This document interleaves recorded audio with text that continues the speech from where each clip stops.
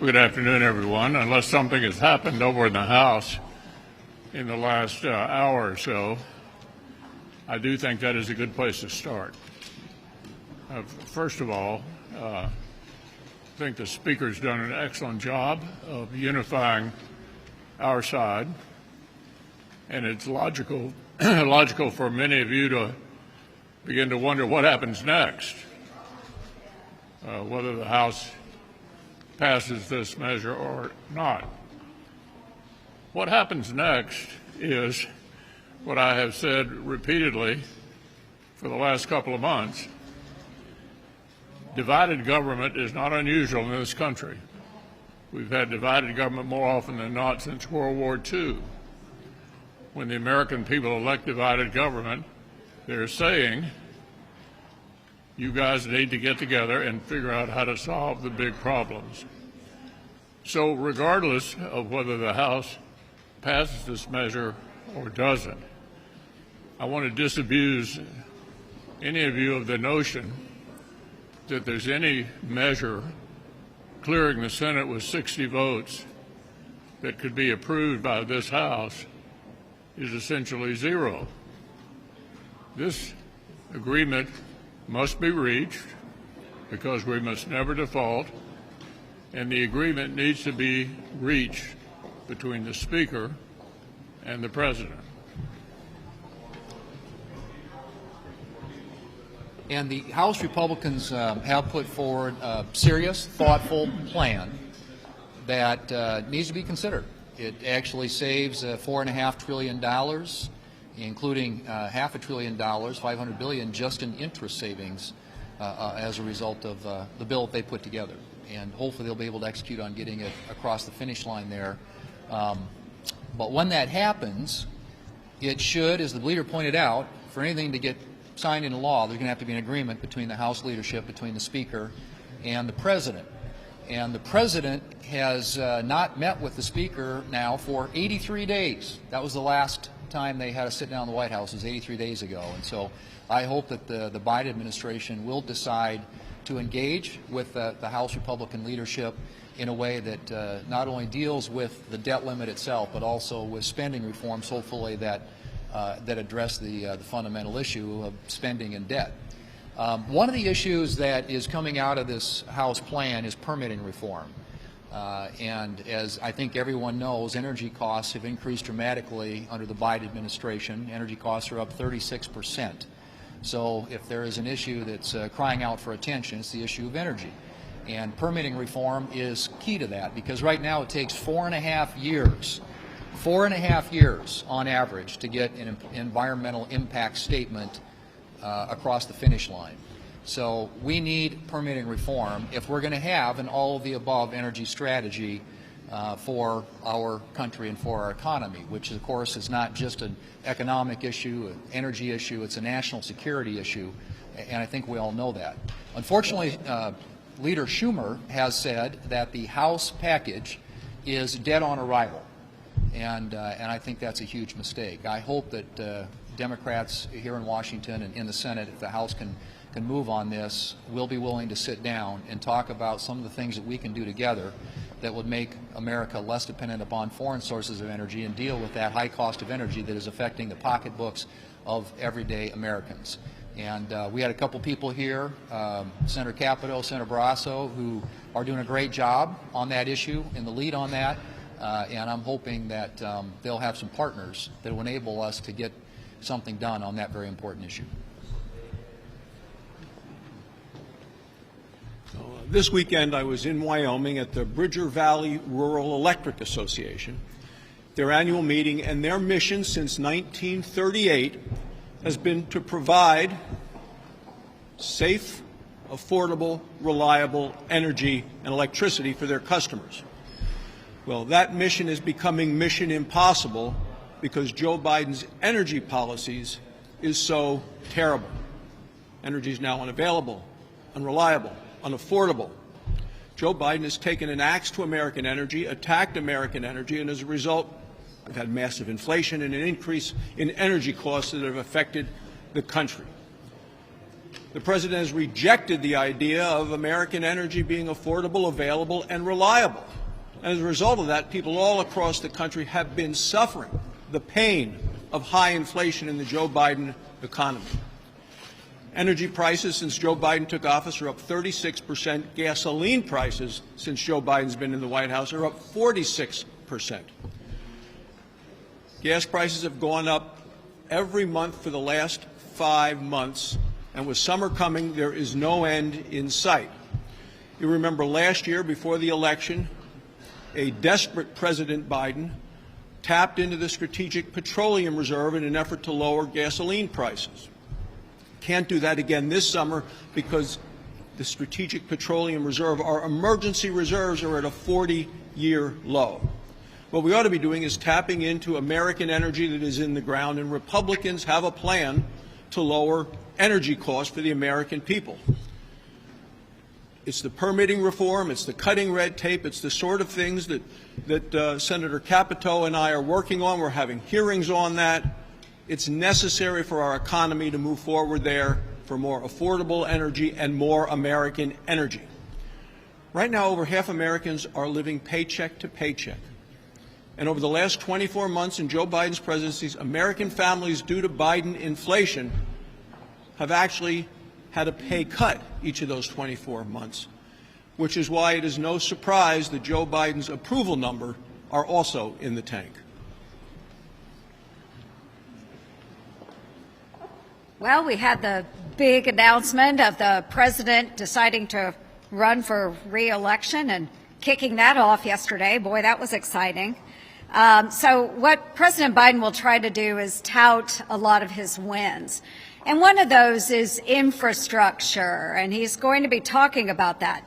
He's boasting about the $1 trillion that was dedicated to infrastructure, this bill that he's saying is building a better America. And yet, right now, what we see are major transportation projects that are costing American taxpayers a lot of money, more than was anticipated. And so we have these projects that are billions of dollars that are over budget, and they are years behind schedule. So I'll give you an example. This is probably one of my favorite examples out there. It's the California high-speed rail project.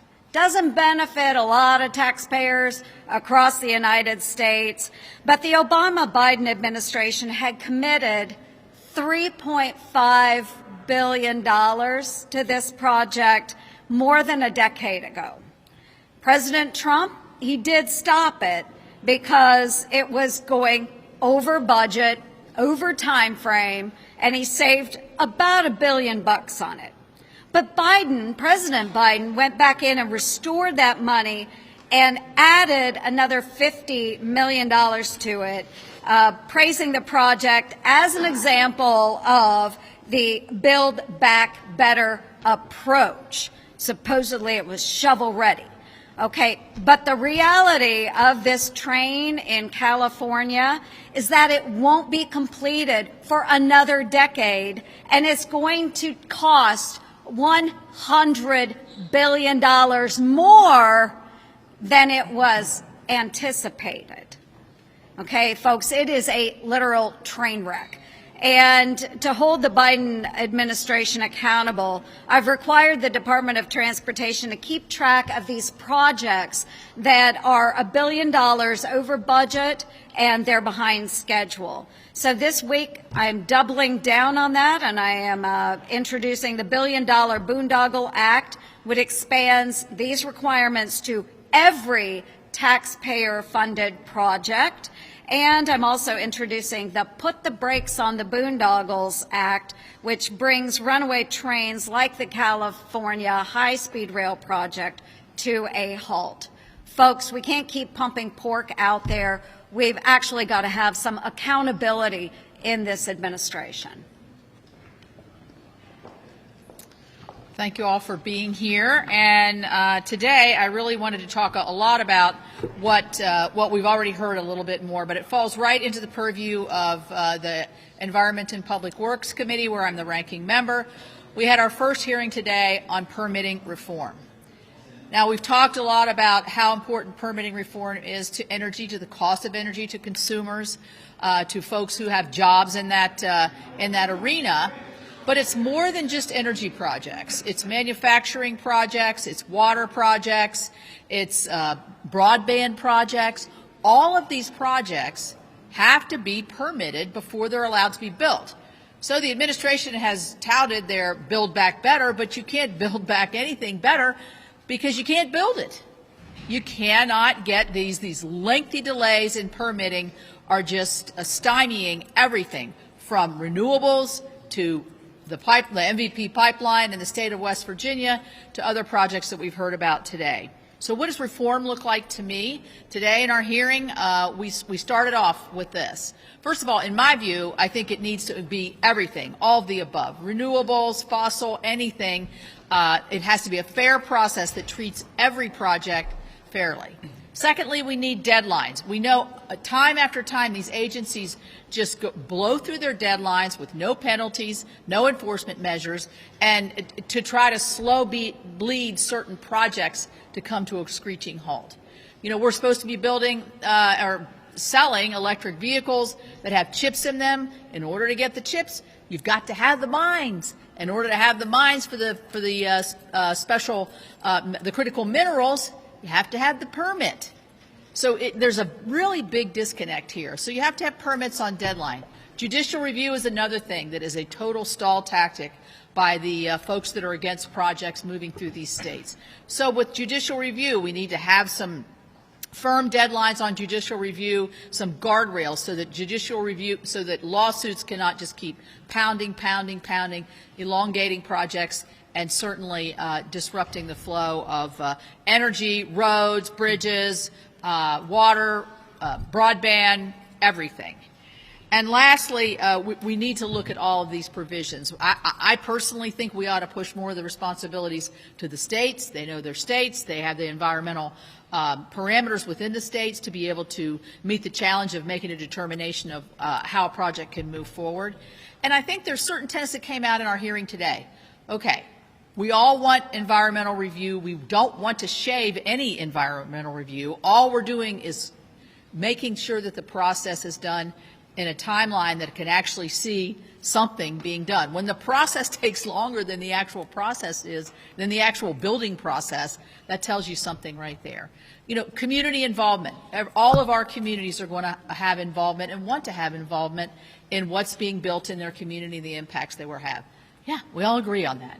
So we did have some areas of agreement between the Republicans and Democrats. We're devoted to this, both Senator Barrasso and his committee and in our committee in EPW. We're having another hearing in 2 weeks. Energy's having a hearing in a week and a half, I believe. And I think this is absolutely critical to the health, to the economy, to the environment, to everything that impacts our everyday lives. Thank you.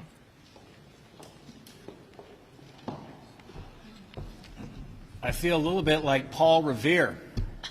It was about 2 years ago, we were warning the American people that the Democrats, on a purely partisan basis, passed a massive $1.9 trillion spending extravaganza. It would have an inflationary effect. You remember Lawrence Summers, President Clinton's former Secretary of the Treasury, one of President Obama's right-hand people as it relates to economic policy. He was warning Democrats about the same thing. You can't do that without igniting inflationary fires.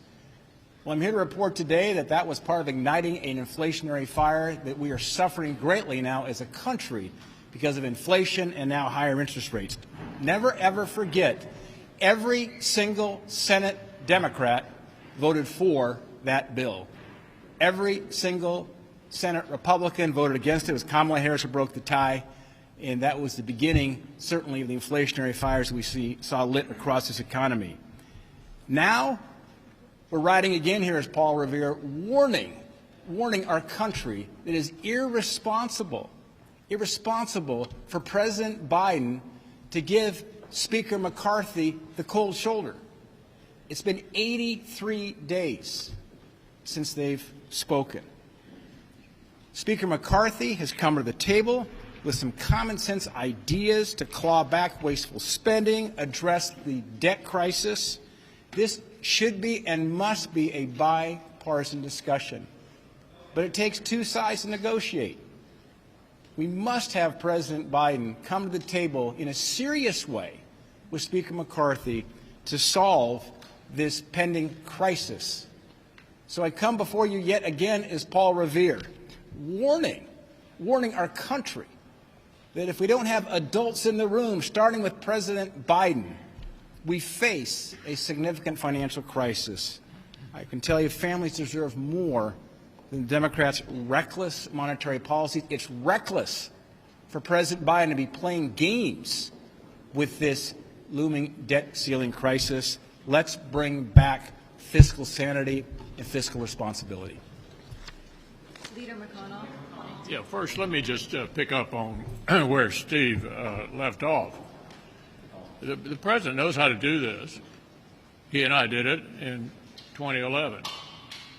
And he knows that sometimes in divided government, you don't get things exactly the way you want them. So I would remind the president, just as he did in 2011, that this is one of those occasions. And until he and the Speaker of the House reach an agreement, we'll be at a standoff. We shouldn't do that to the country. Look at his own poll data. American people expect the President and the Speaker to get together and work this out. And no matter what happens in the House today, whether the measure passes today or doesn't pass today, the cards have already been dealt. We have divided government. The President and the Speaker need to come together and solve the problem. Leader McConnell. There's a debate happening among Republicans about a federal role for abortion rights. If you were majority leader again, will there be a vote on the floor of the Senate for some abortion restrictions? Well, I hope I am majority leader next time. I'll be setting the agenda, and I'd answer a question like that when I was in charge of setting the agenda. Alex? Leader McConnell, do you have any reaction to President Biden's re-election campaign announcement, and specifically him trying to frame himself as a defender of American freedoms against MAGA extremists, as he says? Well, I was looking at a poll this morning that said 70% of the people in our country don't think the president ought to run again. I would put myself in that group. Leader McConnell. Leader McConnell. Senator McConnell, to that end, Senator Davis has already endorsed President Trump. We've seen several House Republicans already endorse President Trump. When will you endorse in the 2024 campaign, and are you open to the idea of President Trump as the nominee? It won't surprise you to know that my principal focus and most of my colleagues' principal focus is on trying to get the Senate. We think we have a good chance. Senator Daines has got an outstanding team over at the NRSC, and we're focusing on trying to switch our title from minority to majority. Leader McConnell, will you rule out a clean debt limit?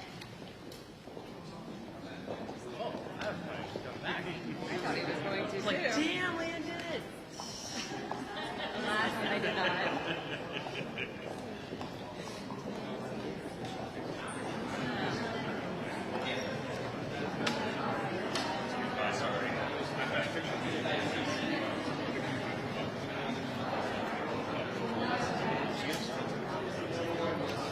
Thank you.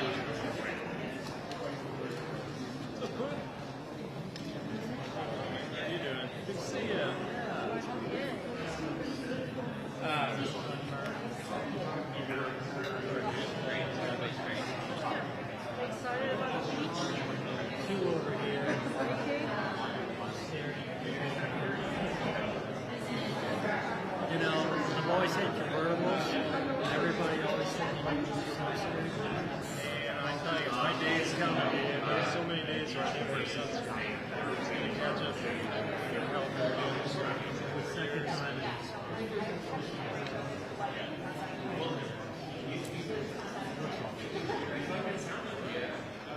Oh, well, man, it could be worse, man. Who's it down? Huh? Who's it down?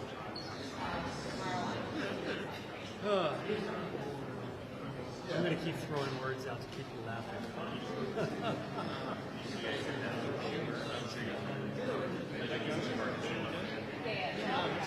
Democrats haven't already.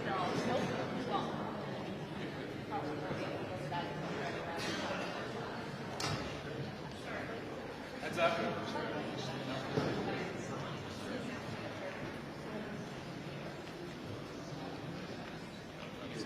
Sorry.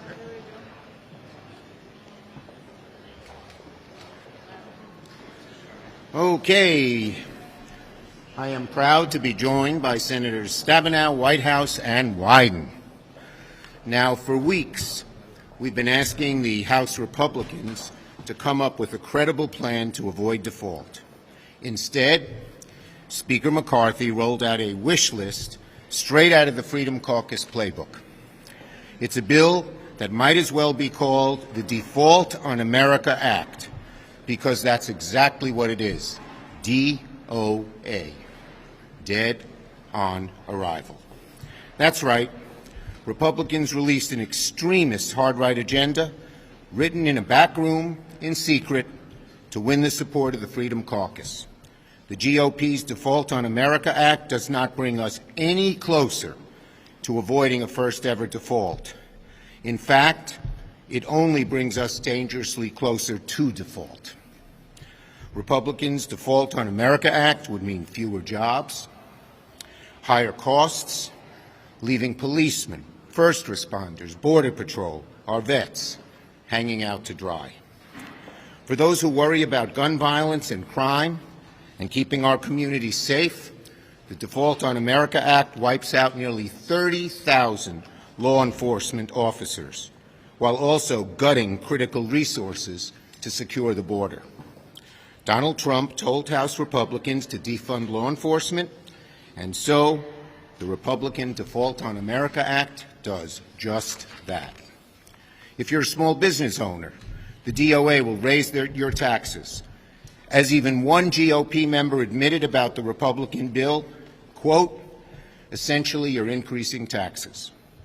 You're increasing taxes, not on the wealthy, no, but on families, small businesses, American manufacturers. That's what DOA does. It would raise taxes and it would cut jobs. It would also eliminate close to 1 million jobs, over 800,000 according to Moody's. If you're a parent struggling to pay child care, the Default on America Act eliminates 105,000 child care slots across the country. The bill would worsen the opioid epidemic by cutting critical HHS programs over $10 billion over the next decade. That's a definition of cruelty. And if you want to go to college, the Republican package will slash Pell Grants for all students by $1,000 and even eliminate Pell Grants entirely for too many students. It's clear House Republicans are hell-bent on default one way or another, either a default on the debt or a default on everything else, on our future, our children, our promise to care for our kids and veterans and law enforcement. And what just happened a few hours ago in the wee hours of the morning? Speaker McCarthy capitulated to the hard right once again. If anything, the revised bill is even more extreme, more radical, more damaging to the economy, and a meaner version of Default on America Act. It brings us no closer to avoiding default on the national debt and is even less popular with Americans. Let me be clear. Democrats cannot and will not, for the sake of America and its families, allow Republicans' DOA Act to ever become law. Discussion of spending cuts belongs in talks about the budget, not for bargaining chips on the debt ceiling. The Speaker should drop the brinksmanship, drop the hostage-taking, come to the table with Democrats to pass a clean bill to avoid default. Time is running out. Senator Stabenow. Thank you very much, Senator Schumer. And as Senator Schumer indicated, Republicans are saying they're willing to have our country default. I mean, that's what they're saying, unless they get what they want, and now we know what they want. Their Default on America Act makes it clear, as Senator Schumer described in so many ways, they're willing to hurt veterans and children and families and gut our border security, and they are clearly protecting big oil by putting their profits, big oil's profits, above the creation of hundreds of thousands of good-paying new clean energy jobs. And while they're protecting big oil and the huge Trump tax cuts that they continue to not want to eliminate, they want to take food away from families. 80% of the people on SNAP are seniors, families with children, people with disabilities, and veterans. The average SNAP benefit is $6.10 a day. Go to the grocery store, take a look around. $6.10 a day per person. For mom, $6.10 for her son, $6.10 for her daughter a day in order to feed them. And the majority of people who are able to work are working right now. The majority of people on SNAP who are able to work are working. Work requirements have been in the law since 1977. The time limits were added for adults without children in 1996 as part of President Clinton's welfare reform.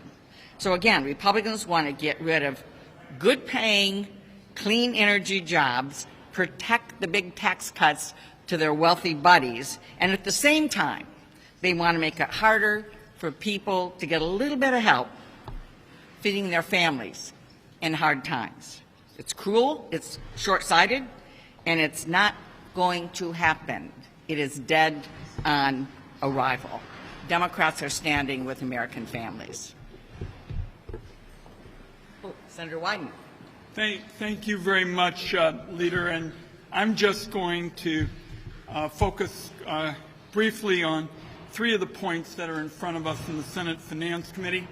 First of all, Speaker McCarthy says America has two bad options: the pain of slashing programs families depend on, or the agony of default. What we're talking about is DOA, period, full stop.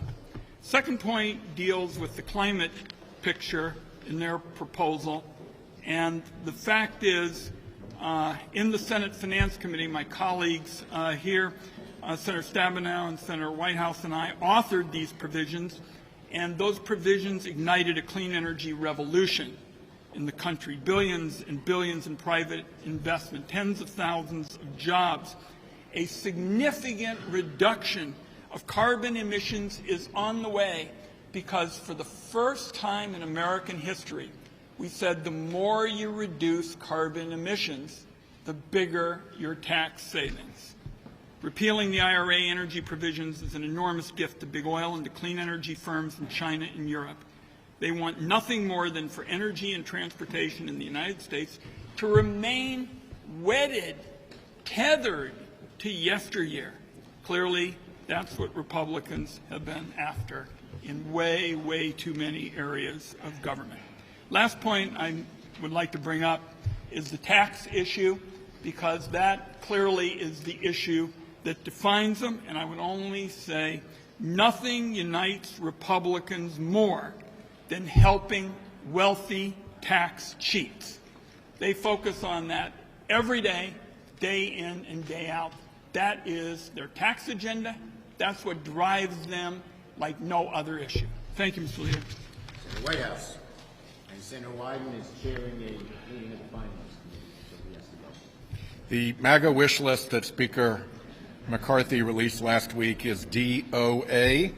His default on America plan is dead on arrival.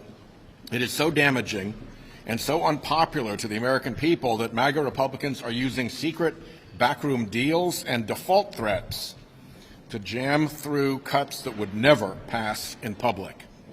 But when it comes to protecting their wealthy fossil fuel donors, they spare no expense. Not only would this cost 780,000 jobs, it would also shrink the economy by $146 billion next year, with cuts up to 33% for border security, law enforcement, job training, affordable energy, opioid treatment, housing, food programs, and health insurance. For big donors, McCarthy's proposal would also slash IRS enforcement capacity to go after wealthy tax cheats, a move that would add nearly $120 billion to the deficit. The U.S. Constitution lays out transparent tools to raise revenue and determine government spending. It happens through bicameral legislating, through the budget and appropriations processes, not through hostage-taking and blackmail on behalf of fossil fuel megadonors. This Default on America plan shows how captured the Republican Party is by the fossil fuel industry. Almost 280 pages of this 320-page bill are devoted to fossil fuel giveaways, rescinding the clean energy tax credits on which they are campaigning in their home districts, the projects that they support. Going back to leaking wasteful methane emissions without penalty, a permitting reform described especially for the fossil fuel industry, designed especially for the fossil fuel industry. And of course, obstacles to the agencies that protect clean air and clean water from fossil fuel polluters. They're proposing to roll back progress on the climate crisis, putting their fossil fuel overlords over hundreds of thousands of clean energy workers, including those in their very districts. The message is stark: polluters first, people second. This isn't about debt and deficits. It's not about limiting, saving, and growing. It's not about defunding woke government. It's about the big fossil fuel donors that keep them in power. In this case, the woke screen truly is a smoke screen, and the smoke is from all the extra oil and gas the fossil fuel industry would have us burn. DOA is dirty, and DOA is dead. Thank you. Leader Schumer, would you put a clean debt ceiling bill on the floor if they pass this bill in the House? Look, the bottom line is simple. Our plan has always been the same: to avoid default, pass a clean debt ceiling, no brinksmanship, no hostage-taking. Once that is done, there'll be plenty of time to discuss, as usual, in the budget process, where there should be cuts, where there should be tax increases, etc. Yes. Is that a yes? Senator Manchin called for talks with Democrats on Republicans on the debt. Some House Democrats are calling for that already. If this passes and more Democrats start to come out and say, look, we got to get in the room and figure this out, what do you do? Our caucus is unified, the president is unified, and his group is unified. Hakeem Jeffries and the Democratic House members are unified. Clean debt ceiling. Clean debt ceiling. That's how it's always been done. It was done 3 times, twice under Trump and once under Biden. To tie the two together is reckless and will lead to default. Yes.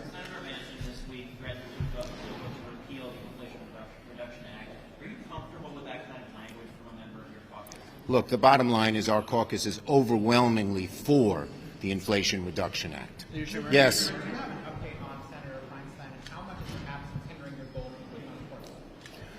I spoke with Senator Feinstein recently, and both she and I hope that she will be back very soon. Yes. Thank you.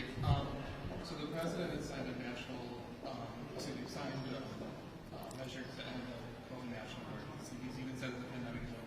What Senate Democrats at the very least be willing to take that unspent COVID funds in order to save it? Look, the bottom line is the president did the right thing by setting I think it was a May 11th deadline. And the bottom line is very simple, and that is that any discussions like these types of things should occur in budget discussions, not as part of default. Tying the two, as we've always said, is reckless. We think what Speaker McCarthy and the House have done is going to bring us closer to default, not further away from it. Last one. Republicans say that Tommy Tuberville just wants a vote on DOD abortion policy, and then he'll lift his hold on these 184 military promotions. Why not just give him a vote? Well, what Tommy Tuberville is doing is reckless, holding up the lives and the progress of men and women who have served in our military for a very, very long time. This is unique what he is doing. If he does it and then everyone else does it, it's going to lead to total chaos with the military and damage our national security, and we won't stand for it. Thank you, everybody. Social media, children. Yeah, come on. I love though Garrett's question was